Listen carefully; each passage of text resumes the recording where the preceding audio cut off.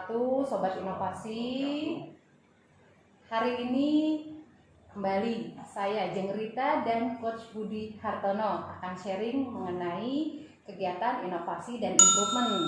Nah, seperti kita tahu nih Coach Budi, bahwa perusahaan mengalami perubahan dan perkembangan yang sangat cepat dan signifikan, termasuk perubahan-perubahan di bisnis, ekonomi, terus juga ada budaya, gaya hidup, dan juga teknologi. Nah, kita harus dapat beradaptasi dengan sangat cepat untuk mengikuti perubahan-perubahan dan perkembangan itu, Coach Budi.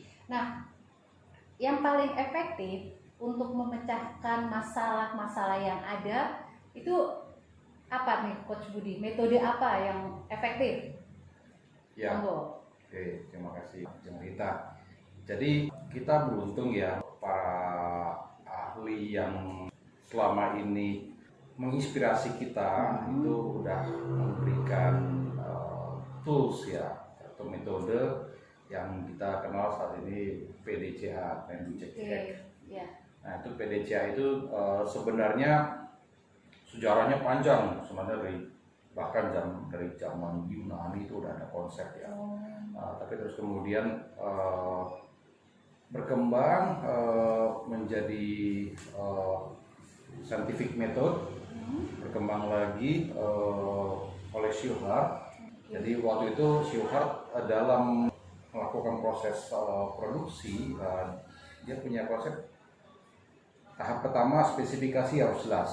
Jadi kalau dalam proses produksi itu plannya mesti jelas ya, mesti mau buat apa, spesifikasinya jelas.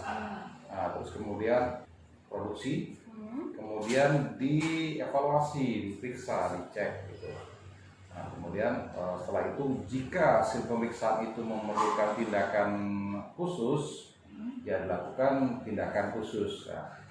Nah, salah satu muridnya Shewhart, Deming, merangkum kemudian membuat urutan itu jadi PDCA ya. Sebenarnya awalnya bukan PDCA, Deming dia tidak gunakan istilah cek, tapi gunakan istilah study, Plan Do Study Act. Kenapa study? Karena menurut Deming sebenarnya di situ tuh proses evaluasi ya, bukan cuma ngecek aja gitu. Tapi pada saat Deming mengajarkan ke Jepang,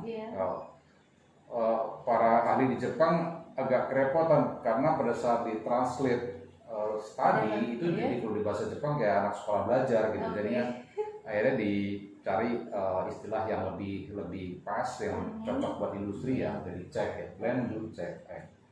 Nah, jadi konsep PDCA itu berkembang pesat dan banyak digunakan untuk kegiatan di industri. Sekarang industri apapun menggunakan, kita lihat ISO, semua ISO standar sistem manajemen konsepnya pakai PDCA. Jadi PDCA ini bisa digunakan untuk proyek yang kompleks maupun yang sangat sederhana pun sehari-hari buat kita pribadi bisa pakai konsep PDCA. Jadi mungkin pertanyaan tadi, konsep apa ya, atau metode apa yang cocok? PDCA ya.